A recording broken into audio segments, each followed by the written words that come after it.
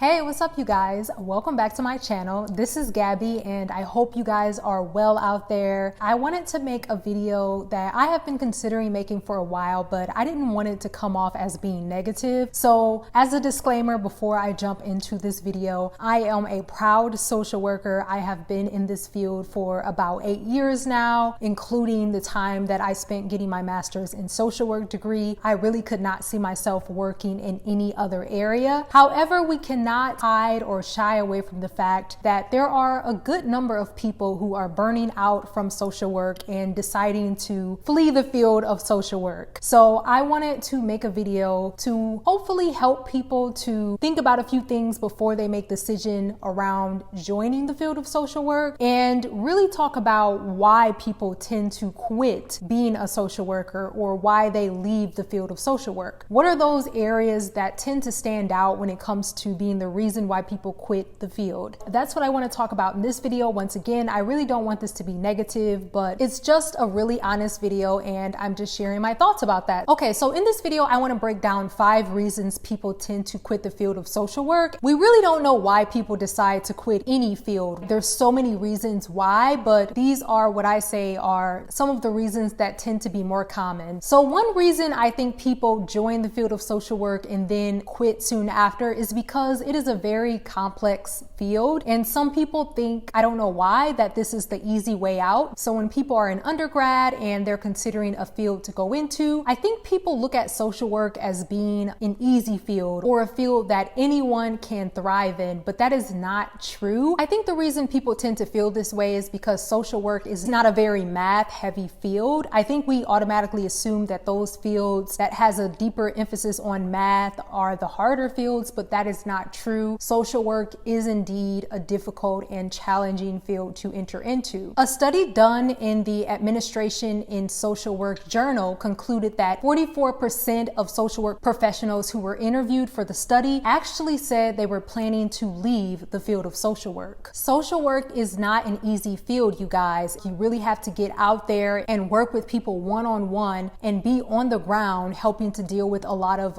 large societal issues such as hunger, immigration rights, racial inequality, lack of access to healthcare, lack of access to mental health care. You're really going to be the one that people are looking to help to alleviate these problems. So I don't understand who would think that's an easy job to do. And I know there are a lot of young people who just want to save the world, right? That is their goal. Social work is not a good fit for everyone. And I have a video that goes into more detail. I'll make sure to link it, but it really does take a certain type of person, certain type of personality, perspective on life to really thrive in this field. It's not a field that's good for everyone. There may be situations when you work with clients or communities and you help them in a large way and you'll never hear thank you for it. Or maybe the reason you don't get a thank you is because the individuals that you helped won't even realize the impact you had on them until they think back on it 10, 20 years later. You don't really get into this for the congratulations or the good jobs. And unlike, let's say, nursing or the medical profession, you don't always know how you're helping people or who exactly you're helping. If you were a nurse or a doctor, you can know, oh my gosh, like I helped to heal this person's arm, or I helped to prevent this individual from having a heart attack by,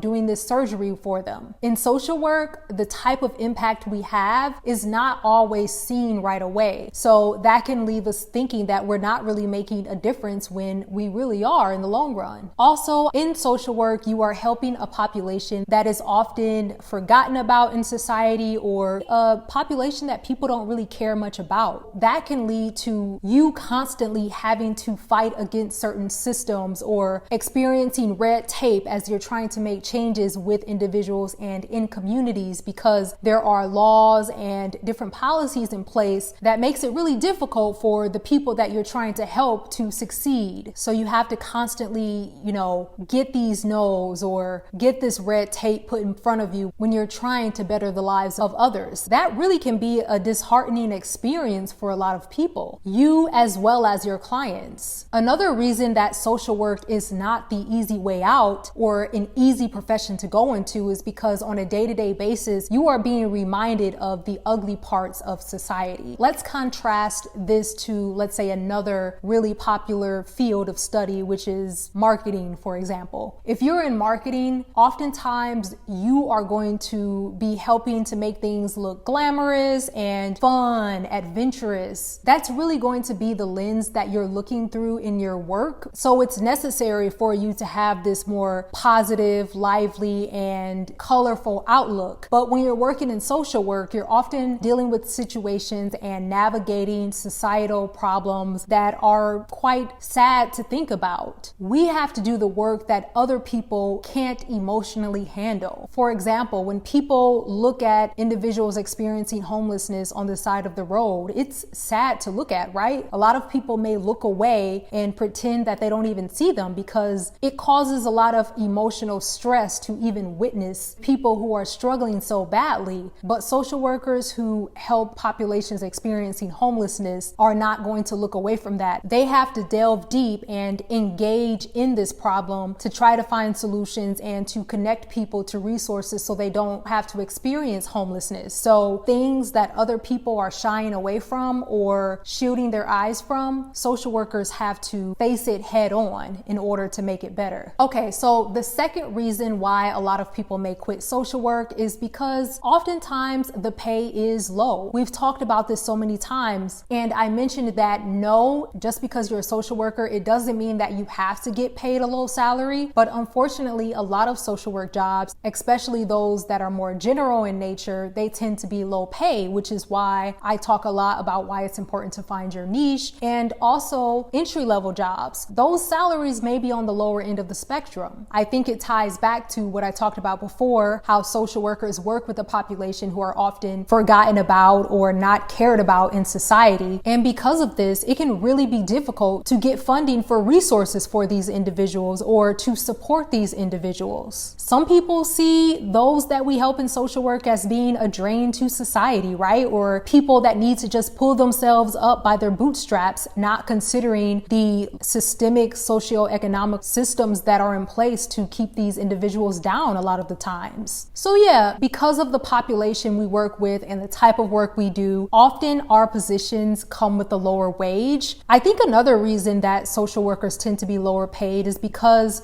this is a woman-dominated profession. And in this society, we do look at women-occupied roles as being lesser than or not important. We don't tend to see labor that women provide as being as valuable. And also we have this issue where women are not really good at negotiating their salaries, or they feel imposter syndrome. And this just leads to a vicious cycle of women being paid the lower end of the spectrum. So there's several reasons why social workers tend to be lower paid. But yeah, that's one reason people ultimately burn out and leave the field. Money is energy. If we're putting energy into our job and we're putting time into our job, the money that we receive, it helps us to take care of ourselves and keep ourselves healthy so that we can fully invest in ourselves and show up to our clients and to our work. So third reason why people tend to leave the field of social work is because they don't fully understand all of the options available for them within social work. A lot of people tend to look at social work as being very direct practice oriented and working directly with clients one-on-one. A large amount of social workers do this kind of work, but that's not the only thing that we do. I think a lot of you know that I am a macro social worker, so I don't really work directly with individuals. I work more on programmatic changes, working within communities. So although I may not be sitting down one-on-one with clients, the work that I am providing and the energy that I am putting into my work ultimately helps larger groups of individuals. And this is really why I purposefully went into macro social work. A lot of people don't really think about doing program development, research, working on the foundation and philanthropy side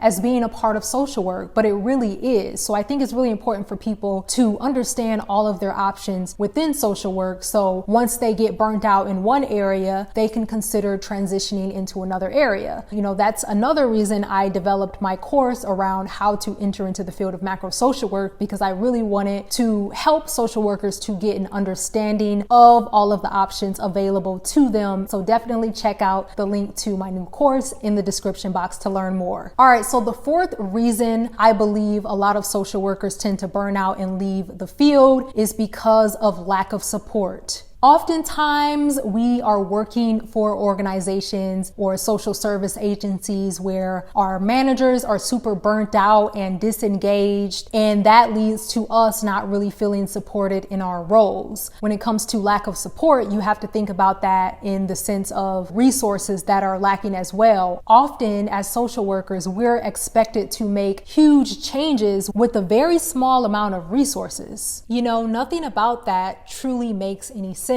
So I think social workers need to support one another. So those out there who are managing social workers, I feel like, we need to have more expectation around what they need to succeed and really work to advocate on behalf of our employees. And also as a society, I think we need to pay special attention to professions like social workers and understand the value that they provide society and lift these individuals up so they can continue to do the type of work that no one else in society wants to do. With a lot of the social issues that happened in 2020, it seems like it really caused social work as a field to get a lot of attention, and people was saying things such as social workers should replace the role of police officers. Okay, that's fine. However, what additional support are we going to give social workers to do this? Even the work that we already have already exhausting us and burning us out. If you want us to do what we're already doing, as well as what police officers are expected to do in the community, there needs to be a larger amount of respect that is given to the field and resources and pay allocated to these professionals in social work as well. So the fifth and final point that I'm going to make in this video about why social workers tend to leave the profession is that many of them are frustrated because they have not been able to make the kind of change that they envisioned themselves making when they first entered into the profession, or when they were in grad school or undergrad preparing to do the work of a social worker. So let me explain a little better. I think oftentimes social workers or those who are interested in social work, they expect that their contributions is going to lead to these huge, expansive changes in the world. But the truth is, social issues are solved over the span of years and years. It takes a long time to make a big change in society. It's not something that tends to happen overnight. And if it is something that happens semi-quickly, it's because of the hard work and dedication of many, many people. So us as individual social workers cannot change humanity in the span of 3 years. I know a lot of young social workers get into the field because they want to help save the world, but that's a very ambitious and, might I say, unrealistic goal. So I think it's important to just have realistic goals about the change that you can make in this field before you enter the field and find yourself disappointed. As I mentioned, there's going to be a lot of red tape. There's going to be systemic challenges and structural issues that impacts the amount of change that we're able to make. That just unfortunately is a part of what we're dealing with. Even those changes that are on more of a micro scale, know that even if we don't recognize it or realize it, we are making change and we are impacting our clients in a positive way. Oftentimes when we're working with clients, they may not totally be ready to embark on a transformative journey, or maybe they're in a very stressful state and they can't fully thank you the way they would want to because their mind is on a lot of other things that is definitely more important to their survival. So just because we're not told, or just because we may not always recognize the impact we're making, just know that it is there and we are changing lives every day, whether it's just one person or 100 people. Also, when non-social workers or family and friends are hearing about the work that you're doing, it inspires them to get more involved in their local communities as well. So not not only are you impacting your clients, but you're also impacting your friends and your loved ones as well. And you're helping them to want to strive to be better people and to be of service for others. So definitely keep these in mind on those days when you're feeling like you want to burn out as a social worker. And also, if you're thinking about joining this field and you're wondering if this field is for you, or what things do I need to be aware of in order to prevent myself from burning out as a social worker, hopefully the things that I mentioned in this video can help you. On that note, please leave a comment below if you have any more thoughts. And to all of my aspiring social workers and current social workers out there, thank you all so much for all of the work that you're doing in the many different sectors. You guys inspire me, and I hope I inspire you guys as well. So thank you so much, and I will talk to you guys in my next video. Bye-bye.